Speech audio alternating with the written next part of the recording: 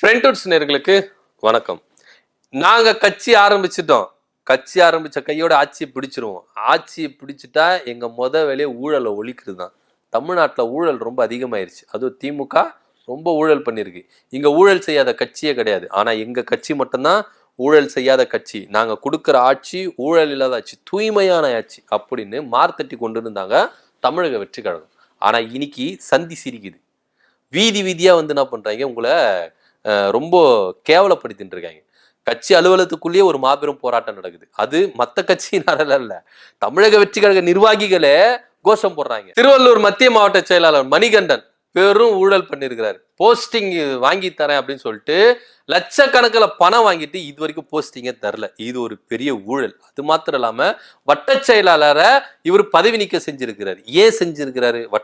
வட்ட செயலாளர் எதனா விதிமீறல் பண்ணாரா? கட்சிக்கு புறம்பா செயல்பட்டாரா? திமுக கிட்ட போயிட்டு எதனா உறவாடினாரா? அதிமுக கிட்ட போய் உறவாடினாரா? ஏன்னா பணம் வாங்கினாரா? அது அப்படியெல்லாம் இல்ல. எதுக்கு நீக்கினார்னா ஆதவர்ஜனா போட்டோவை போட்டுட்டாராம்பா. அதனால இங்க அவங்க வட்ட செயலாளர் நீக்கிருக்காங்க. சோ ஒரு பெரும் திரள் கூட்டம், நூற்றுக்கணக்கான ஒரு பேர் போய் என்ன பண்ணிருக்காங்க, தமிழக வெற்றி கழக தலைமை அலுவலகமான பனையூர்ல போயிட்டு கோஷங்கள் போட்டிருக்காங்க, போராட்டங்கள் பண்ணிருக்கிறாங்க. விஜய் அண்ணா தயவு செய்து தெளிஞ்சுக்கங்கண்ணா, பிழிச்சிக்கங்கண்ணா, நிறைய ஊழல் நடக்குதுண்ணா, கட்சிக்குள்ள பண மோசடி நிறைய நடக்குதுன்னா, இங்க உங்களை கேவலப்படுத்துறதுக்குன்னே அசிங்கப்படுத்துறதுக்குன்னே ஒரு கும்பல் இருக்குன்னா கொஞ்சம் எழுந்து வாங்கன்னா அப்படின்னு கோஷத்தை போட்டிருக்காங்க. ஆனா விஜய் சார் அவர்கள் மாஸ்டர் படத்துல எப்படி சரக்கு வச்சுட்டு காலேஜுக்கு போகாம குப்புறப்படுத்துட்டு இருப்பாரோ அந்த மாதிரி படுத்துட்டு இருக்கிறாரா என்ன நம்மளுக்கு தெரியல. சினிமால அப்படி நடிக்கிறது, நிஜத்துல அப்படி இருக்க மாட்டாரு அப்படின்னு தான் எல்லாருமே சொன்னாங்க. அது சினிமா காட்சி ஐயா. அவரு ஒரு காலேஜுக்கு வந்து ஒரு டீச்சரா இருந்தாலும் ஒரு ப்ரொஃபஸரா இருந்தாலும் குடிச்சிட்டு நைட்டு ஃபுல்லா குடிச்சிட்டு என்ன பண்ணுவாரு, குப்பர் அடிச்சு படுத்துருவாரு. போதை தெரிய மாட்டாரு, ஹேங் ஓவர்ல இருப்பாரு. கிளாஸுக்குள்ளே குடிச்சிட்டு வருவாரு.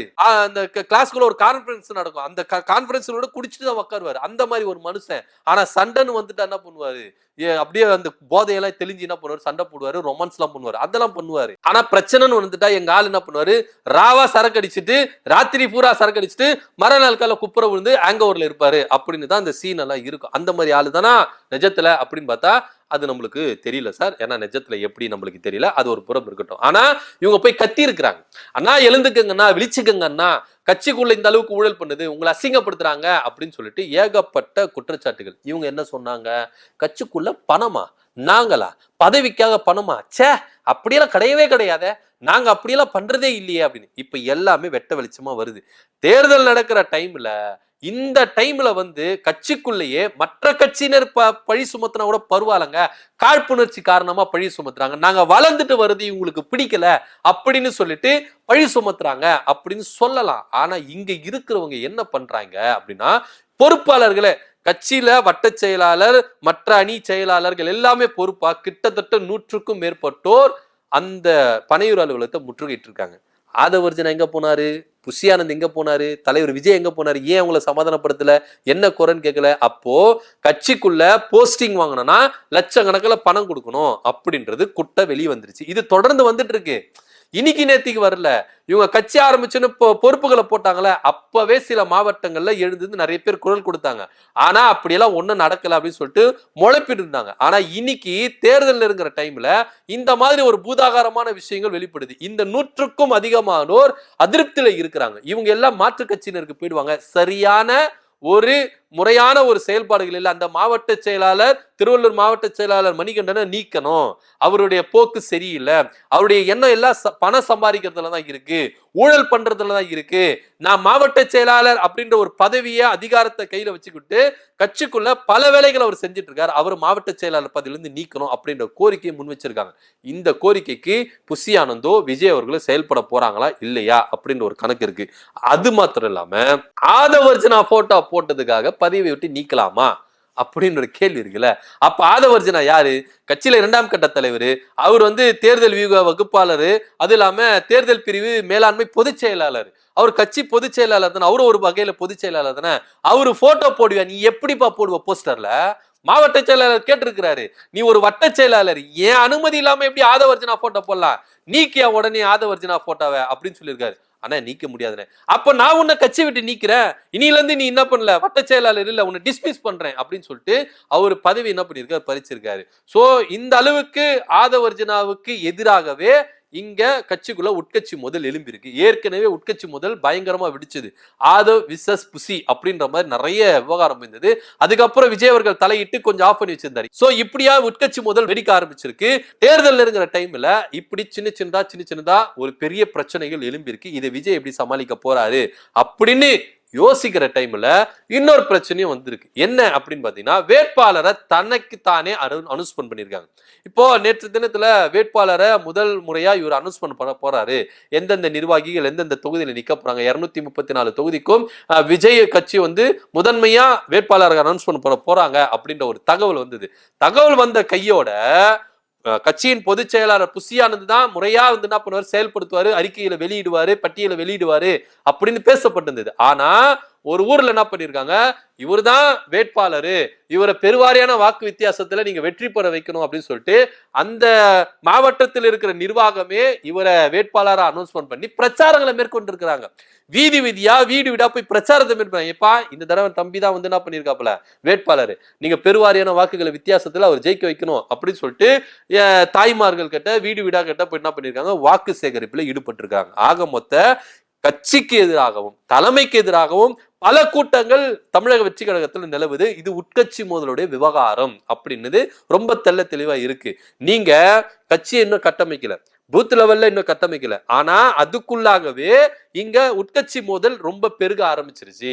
இது போதாதுக்குன்னு செங்கோட்டையன் அவர்கள் கொங்கு பெல்ட்ல இவர் தலைமையில ஒரு அணி என்ன பண்ணுச்சு, தமிழக வெற்றி கழகத்துல இணைஞ்சது. இப்ப அவங்களுக்கெல்லாம் போஸ்டிங் கொடுக்கணுமா இல்லையா? இவர் மட்டும் போஸ்டிங் வாங்கிட்டா கூட எங்களுக்கு என்ன போஸ்டிங் கொடுக்காம அல்வாவா கொடுப்பீங்க?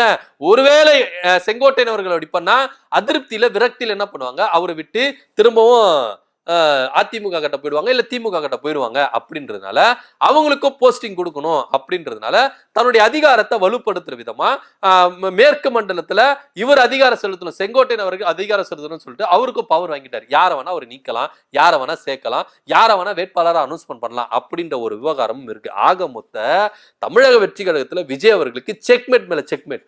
இப்போ கட்சி உள்ளுக்குள்ளேயே இவ்வளவு பிரச்சனைகள் இருக்கு, மேல் மட்டத்திலேயே இவ்வளவு பிரச்சனை இருக்கு. என்ன பண்ண போறார் விஜய்? யாரை வேட்பாளர் அனௌன்ஸ்மென்ட் பண்ண போறார்? ஒருவேளை ஒரு மாவட்டத்துல 2 பிரிவுகளா இப்ப பல பிரிவுகளா பிரிஞ்சிருக்காங்க. ஒரு பிரிவினரை நீங்க வேட்பாளர் அனௌன்ஸ்மென்ட் பண்ணா மற்ற பிரிவினர் என்ன பண்ணுவாங்க, ஆதங்கப்படுவாங்க, அதிருப்தியில் இருப்பாங்க. சோ அவங்களுடைய நிலைமை என்ன? நிறைய பிரச்சனை இருக்கு. இவர் என்ன நினைச்சிட்டாரு, படத்துல கட்சி ஆரம்பிச்சு எலெக்ஷன்ல நின்று சிஎம் ஆயிரலாம் அப்படின்னு நினைச்சாரு. அப்படி இல்ல, கிரவுண்ட் லெவல்ல என்ன அப்படின்றத பார்க்கணும். கட்சிக்காக செலவு பண்றவங்க 2-3 பேர் இருப்பாங்க. நீங்க 2 பேரையும் நீங்க என்ன பண்ண முடியாது, சாக்ரிஃபைஸ் பண்ண முடியாது. யாருன்னா ஒருத்தர் என்ன பண்ணணும், இழந்துதான் ஆகணும். அப்படி இருக்கும்பொழுது அவங்க எல்லாம் சேர்ந்து வேலை செய்வாங்களா அப்படின்னு. இதுவே நீங்க திமுகவோ அதிமுகவோ மற்ற கட்சியினரை பார்த்தாலும் பிரிவுகள் நிறைய பேர் இருந்தாலும் தலைமை என்ன முடிவு எடுக்குதோ அது தொண்டர்கள் எல்லாம் கீழ்பிடிவாங்க. ஆனா இன்னைக்கு தலைவர் எதுனா சொன்னாலும் பொதுச் செயலாளர் பண்ணி நீ என்னப்பா சொல்றது, நான் என்னப்பா கேட்கறது, நான் சொல்றேன் சொல்றேன் இந்த மாவட்ட செயலாளர் பணம் வாங்கி சீட்டு வாங்கி பண மோசடி பண்ணியிருக்காரு, மாவட்ட செயலாளர் பதவி நீக்குங்க, இல்ல நாங்க வேற கட்சி மிரட்டுற லெவலுக்கு வந்துட்டாங்க. இப்ப தமிழக வெற்றி கழகத்துல தொண்டர்கள் தலைவர்களை மிரட்டுற ரேஞ்சுக்கு வந்துட்டாங்க. அந்த மாவட்ட செயலாளர் நீக்குங்க, இல்ல நாங்க இப்பவே நாங்க என்ன பண்ணுவோம், திமுக பக்கம் போயிருவோம் அப்படின்னு சொல்லிட்டு எலும்ப ஆரம்பிச்சிட்டாங்க. இப்ப விஜய் அவர்களுக்கு என்ன பண்றதுன்னு தெரியல. புசி ஆனந்த் மேல பழி சுமத்துறதா, யார் மேல பழி சுமத்துறது? இப்போ ஆதவர்ஜனா போட்டோ போட்டேன் அப்படின்றத வட்டச்செயலர் நீக்கிருக்காங்க. திரும்பவும் புசி ஆனந்த் விசேஷ ஆதவர்ஜனா வந்துருமா அப்படின்ற ஒரு பிரச்சனை இருக்கு. இது எல்லாத்தையும் எப்படி சமாளிச்சு கட்டமைச்சு எப்படி வேட்பாளர்களை அனௌன்ஸ் பண்ண போறாரு அப்படின்னு பார்க்க வேண்டியது இருக்கு. இடையில திருச்செங்கோல் தொகுதியில அருண்ராஜ் அவர்கள் வேட்பாளராக வர்றதுக்கான வாய்ப்புகளும் இருக்கு அப்படின்னு பேச ஆரம்பிச்சிருக்கு. என்ன நடக்குது அப்படின்ற பொறுத்து இருந்து பார்க்கலாம். தமிழக வெற்றி கழகத்துல ஊழல் அதிகமாயிருச்சு, கட்சிக்குள்ளேயே நிறைய ஊழல் நடக்குது, போஸ்டிங் தரேன் அப்படின்னு சொல்லிட்டு பண மோசடி பண்ணியிருக்கார் மாவட்ட செயலாளர். இது மத்தியில ஆதவர்ஜனா போட்டோ போட்டதுக்காக என்ன வட்ட செயலாளர் பதவியிலிருந்து நீக்கம் செய்யணுமா அப்படின்னு சொல்லிட்டு ஒரு வட்ட செயலாளரும் கிட்டத்தட்ட 100க்கும் மேற்பட்டோர் பனையூர்ல போயிட்டு ஆர்ப்பாட்டத்தில் ஈடுபட்டு இருக்காங்க. இதை பத்தியோட கருத்து என்ன அப்படின்ற கீழே கமெண்ட் பண்ணுங்க. நன்றி, வணக்கம்.